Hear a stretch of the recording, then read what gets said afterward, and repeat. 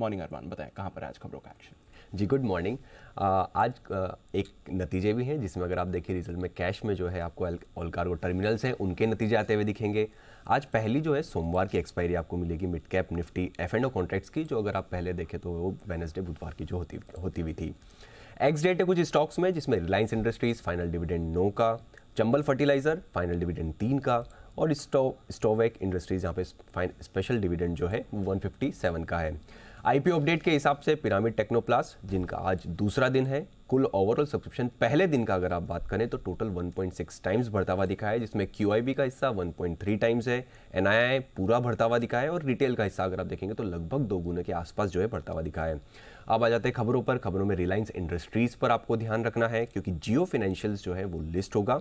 उसी के साथ साथ MSCI जियो फाइनेंशियल सर्विसेज को MSCI ग्लोबल स्टैंडर्ड इंडेक्स में शामिल करेगा और फुट्जी रसल की बात करें तो वो जियो फाइनेंशियल सर्विसेज को इंडेक्स में रखेगा। टाइटन कंपनी यहाँ पर ये अपडेट आता हुआ दिखा है, जो कैरेटलेन है उसमें लगभग 27% अतिरिक्त हिस्सेदारी उन्होंने लगभग 4,621 करोड़ में खरीदेंगे और अब इस अधिकरण के बाद उनकी जो कुल हिस्सेदारी है वो अगर आप देखें तो पहले 71% के आसपास का उनका शेयर था, अब वो बढ़ के लगभग 98.3% के आसपास हो जाएगा। KEC इंटरनेशनल यहाँ पर कंपनी को अलग अलग कारोबार में लगभग 1000 करोड़ के आसपास का जो है ऑर्डर मिलते हुए दिखे हैं, जिसमें आप सिविल देख लीजिए, T&D देख लीजिए और केबल्स कारोबार से जो है इनको ऑर्डर मिलता हुआ दिखा है। गुजरात गैस यहाँ पर अगर आप बात करें तो कंपनी ने इंडस्ट्रियल गैस की कीमतों में बढ़ोतरी की है। कीमतें जो थी वो लगभग 38.4 SCM थी, जो उसको बढ़ाकर अब 40.8 जो है SCM कर दिया गया है।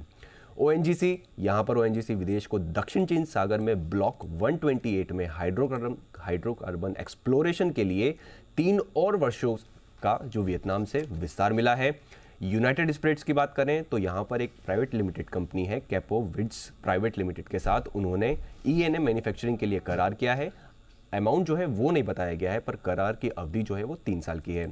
टांडला प्लेटफॉर्म यहाँ पर अपडेट है, वोडाफोन आइडिया के साथ प्लेटफॉर्म और सर्विसेज सिस्टम के लिए करार आगे नहीं बढ़ेगा और ये जो करार है अगर आप देखें नवंबर 2023 के बाद से हर तिमाही में आय में अगर आप देखेंगे तो 17 करोड़ और मुनाफे में लगभग 9 करोड़ का इससे इंपैक्ट होगा।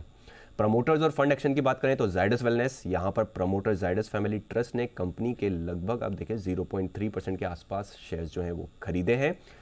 गार्डन रिच शिप बिल्डर्स यहाँ पर बात करें तो HDFC म्यूचुअल फंड, HDFC सस्टे और HDFC फंड्स जो कुल मिला के अगर आप देखें तो उन्होंने लगभग 2.1% के आसपास हिस्सेदारी बेची है। उनकी हिस्सेदारी पहले 7.4% थी, वो अब कम होकर 5.3% हो गई है और कंपनी ने ये 17 अगस्त को ओपन मार्केट के जरिए जो हिस्सेदारी बेची है।